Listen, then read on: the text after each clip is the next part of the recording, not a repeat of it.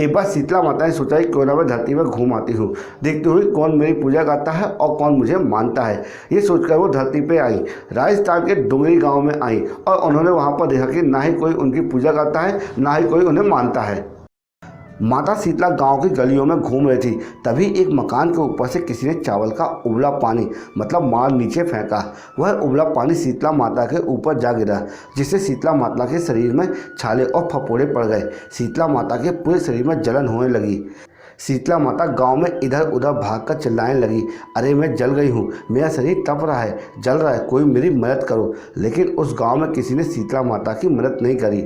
वहीं अपने घर के बाहर बैठी एक कुम्हारन महिला बैठी हुई थी। उस कुम्हारन ने देखा कि अरे ये बूढ़ी माई तो बहुत जल गई है, उसके पूरे शरीर में तपन है, उसके पूरे शरीर में फफोड़े और छाले पड़ गए हैं, ये तपन वो सहन नहीं कर पा रही है। तब उस कुम्हार ने कहा कि माँ तू यहाँ के बैठ जा, मैं तेरे शरीर पे ठंडा पानी डाल देती हूँ। कुम्हार ने उस बूढ़ी माई पर खूब ठंडा पानी डाला और बोली, माँ मेरे घर में रात की बनी हुई रबड़ी रखी है और थोड़ी दही भी है, तू दही और रबड़ी खा ले। जब बूढ़ी माई ने ठंडे ज्वार के आटे की रबड़ी और दही खाया तो उसके शरीर को ठंडक मिली। तब उस कुम्हार ने कहा कि माँ तू यहाँ के बैठ जा, तेरे सिर के बाल बिखरे हुए हैं, ला मैं तेरी चोटी गुड़ देती हूँ। तब उस कुम्हार ने कहा कि आ माँ बैठ, मैं तेरे सिर के बाल गुड़ देती हूँ, तेरी चोटी गुड़ देती हूँ। और कुम्हार माई की चोटी घुटने हेतु कंघी कगासी बालों पे करती रही।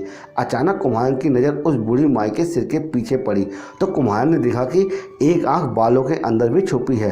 ये देखते हुए कुम्हार डर गई और डर के मारे घबराकर भागने लगी।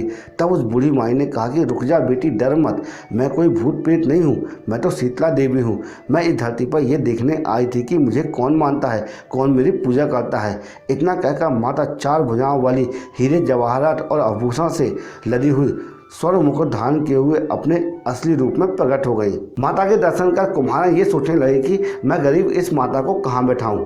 तब माता बोली, बेटी तू किस सोच में पड़ गई है। तब उस कुम्हार ने हाथ जोड़कर आंखों में आंसू बहते हुए कहा, हे माँ, मेरे घर में चारों तरफ दरिद्रता बिखरी हुई है, मैं आपको कहाँ बैठाऊँ। मेरे घर में ना तो चौकी है और ना ही बैठने के लिए आसन। तब शीतला माता प्रसन्न होकर उस कुम्हार के घर के बाहर खड़े गधे पर बैठ गई और एक हाथ में झाड़ू और दूसरे हाथ में डलिया लेकर कुम्हार के घर की दरिद्रता को झाड़कर डलिया में भरकर फेंक दिया। उस कुम्हार से कहा कि बेटी मैं तेरी सच्ची भक्ति से प्रसन्न हूँ, अब तू चाहे मुझसे जो भी वरदान मांग ले। कुम्हार ने कहा कि माता मेरी यही इच्छा है कि आप इसी गांव में डुंगरी गांव में स्थापित हो जाएं और यहीं पर रहें।